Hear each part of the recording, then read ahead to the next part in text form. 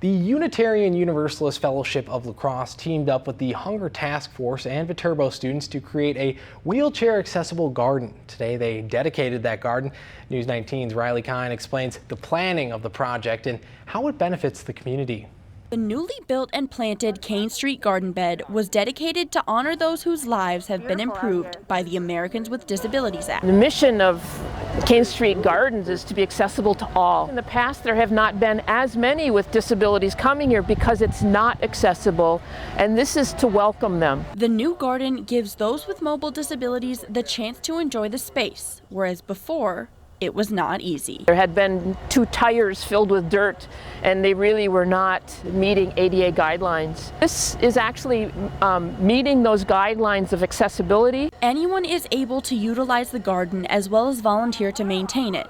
This raised bed makes it so that people can roll right up to it and reach the soil. There are people who have differently abled bodies who can't necessarily walk up a hill or crouch on the ground. And so we created this raised garden bed in order to make gardening more accessible to more members of the community. Local artist Jill Rippey designed a mural that has been painted on the outside of the bed with help from community members.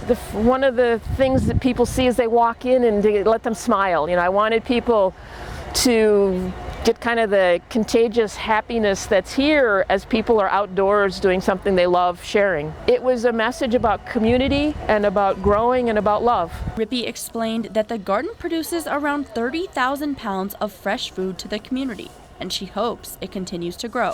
In these times when there's a lot of things that make people frown, it's really nice to contribute something that makes people happy. From La Crosse, for News 19, I'm Riley Kine.